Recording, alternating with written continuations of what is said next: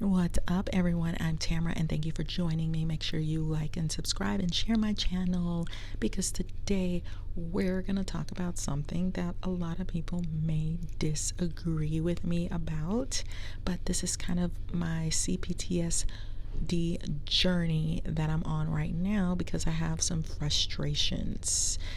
For me, I'm not getting a clear enough picture of C-PTSD, so I'm just going to jump out there with things that I'm finding that I don't see anyone else saying. So we're going to explore one of those many things today. So when I think of complex PTSD, what immediately comes to mind for me is Enneagram 6. Could we be labeling Enneagram 6 C-PTSD? Are they one and the same, or do they at best fit the unhealthy version of Enneagram 6? I have my suspicions because C-PTSD can be obsessed with feeling safe, which is also the central focus of Enneagram 6. What's interesting to me is C-PTSD is often compared to PTSD. Like, should they even be a separate category? A similar comparison is made between it and borderline personality disorder also. Who created C-PTSD, which looks like so many other things? Was someone desperate to be the inventor of something special? Or does it really have merit and deserve its own category? According to Truity.com, the following is the criteria for Enneagram 6. In my mind, it all fits people who could have C-PTSD. They say 6s are defined by their desire for safety and security.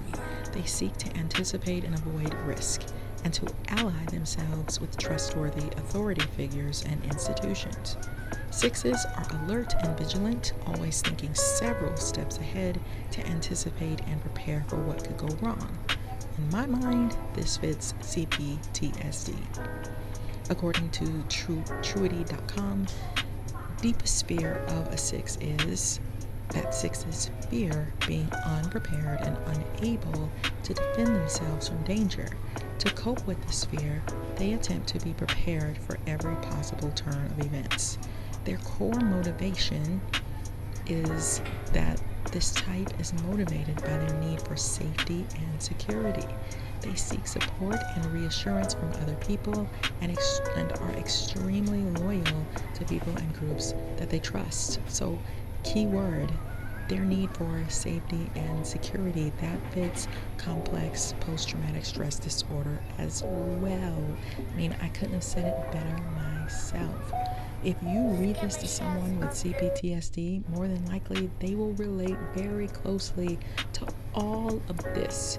You might read them their Myers-Briggs type and they're not connecting to it at all, because there could be some identity issues going on as well, but they definitely relate to 6s. So even if these are not one and the same, I would venture to say that people with C-PTSD are also 6s on the Enneagram. 6s are extremely logical types, according to Truity.com. They are constantly strategizing and planning for future events and how to protect themselves and their loved ones from harm. When you think of the stereotypical survivalist, you are likely imagining someone with several Enneagram 6 characteristics. Sounds like C-PTSD personality type to me. What do you think? It is eerily similar in the aspect of safety. According to Truity.com, as a child, the 6 may have grown up in an unsafe environment, had overprotective guardians, or experienced a traumatic event that shaped their worldview. This type sees the world as a place of danger. Anything or anyone outside of the 6's circle of trust is a potential threat. People with C-PTSD often experience some type of repeated trauma in their life as well. Let's take a second to look at what an unhealthy, emphasize unhealthy 6 can look like, because the Enneagram also looks at the healthy version of every type as well. So let's see if the unhealthy type fits the difficulty in being C-PTSD. So according to truity.com, they can become extremely paranoid, this is Enneagram 6, and suspicious of everything and everyone in their path. This is at an unhealthy level. They're prone to developing anxiety due to their hypervigilance to any impending, real or imagined sources of harm. As a result, false memories may form, and they may start to suspect others are trying to fool them when they become masters at fooling themselves. Sixes can develop overwhelming and debilitating anxiety from the illusion of constant danger.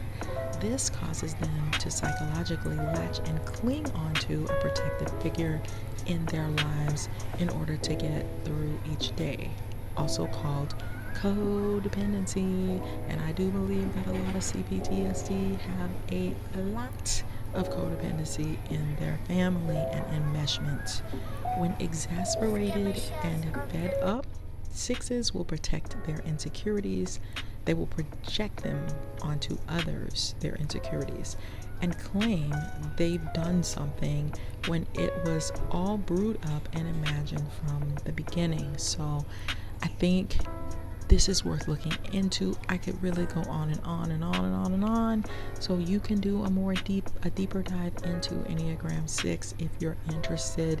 They also give a lot of tips that I think can be helpful to someone who has PTSD. I may do a video on that as well.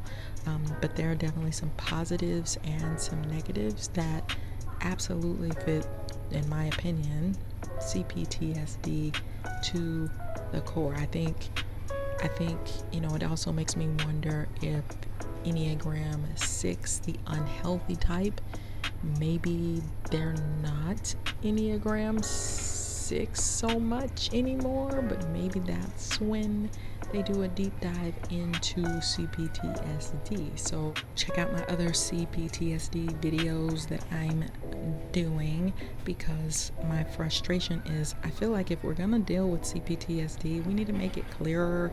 It's like everybody's discovering all these different things. I don't know, maybe it's just me. Maybe it's just not sinking in for me, but I'm finding these other areas that I think are worth exploring. So check those out. Check out my books, Flip the Script on Love by Tamara Zyon. If you're struggling in your romantic life, whether you have C-PTSD or not, I think my book will reveal some interesting insight that will help you. And also definitely check out my book, The Workplace NaRCISSiST, about a specific type of narcissist that you could end up in a romance with, or even working with, because they're workaholics and they're mean. So check out those books. I'll put the link in the description box. Like and subscribe, and I'll see you on my next video. Bye, lovely people.